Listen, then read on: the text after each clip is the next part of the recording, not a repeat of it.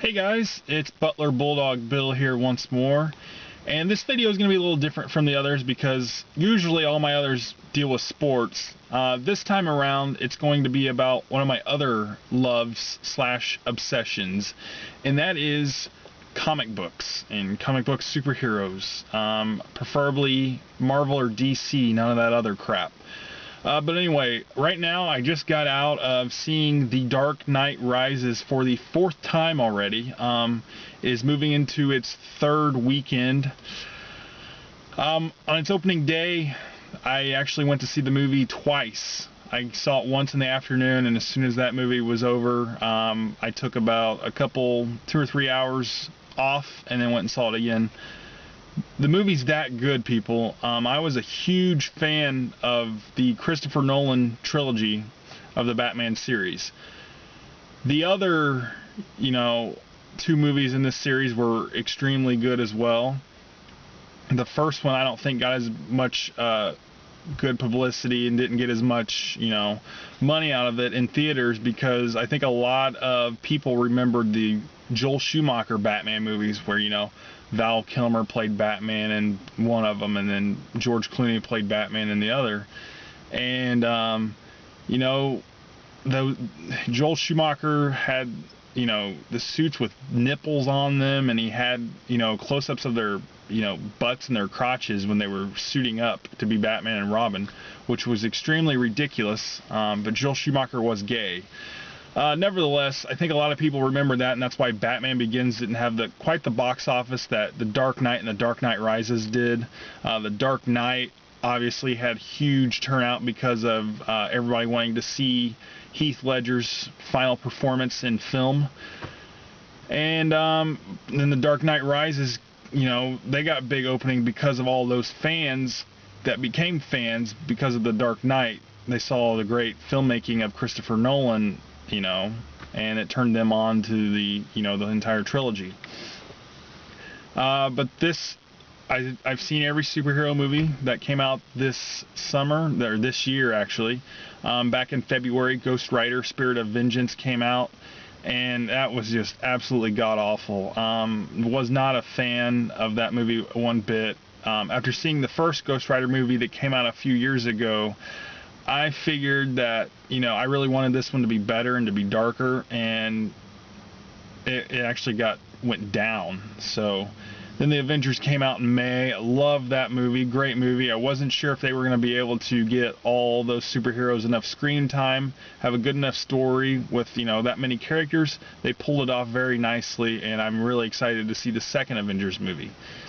Early July, first week of July, we had The Amazing Spider-Man, and I hated that movie. A lot of people actually like that movie. Preferably, for me, I do not prefer that movie. I like the Sam Raimi trilogy other than Spider-Man 3, but I do like the Sam Raimi trilogy. I prefer that version of Peter Parker. I don't like the Ultimate Spider-Man Peter Parker that this current movie used, with James Garfield playing Peter Parker, the Peter Parker that's, he's into skateboarding and he's kind of a loner.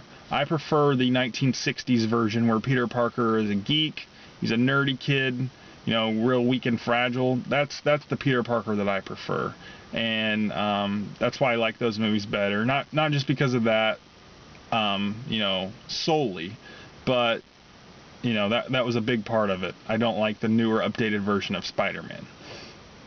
Anyway, so 4 superhero movies that were supposed to come out this year, or they've come out now. We've got to wait till next May for Iron Man 3. Also, the Wolverine will come out next year, I think in July. Thor: The Dark World comes out next November, and I'm super excited because my favorite superhero is getting a reboot. He's finally having a movie again, and we're going to do it right this time with Christopher Nolan, coming in as a producer from the Dark Knight trilogy. He's coming in to be a producer of Man of Steel. That is right. Superman is my favorite superhero, and I know a lot of people think Batman's the greatest. Batman is cool, but he's just not the ultimate force for good that Superman is. All these superheroes, they're gray, but Superman is like pure white. you know, and you've got the pure evil, the pure black, and, you know, everything's white and black with Superman. Superman is what all the other superheroes strive to be. He's that ultimate force for good. And I think I like him because that's how I try to live my life. I try to be a lot like Superman. How would Superman do things? You know, it's all, you know, about being nice. It's about being, you know, just trying to spread a lot of good and helping out in every way that you can. I stand for truth, justice, and the American way, just like Superman. So it's going to be interesting, you know, with this new movie coming out. I can't wait to see how it turns out. I saw the preview for it during the Dark Knight Rises film, and it just looks amazing. You know, it really isn't a big clip, just about 30-45 seconds, I guess, but I know, I'm pretty excited. But anyway, if you guys have not seen The Dark Knight Rises yet, I highly suggest you do so. Greatest superhero film of all time, in my opinion. The Avengers barely beats out third place, you know, in my second place listing, and then The Dark Knight barely loses out to The Avengers, so The Dark Knight would be third in my top three. Greatest trilogy of all time, definitely The Dark Knight trilogy, you know, the Christopher Nolan movies. And he's an extremely good director. But that's all I got for you here. Like I said, go see the movie. It's awesome. It's worth the money. And strap yourself in. Almost 3 hours long. It's 2 hours and 45 minutes long, I believe.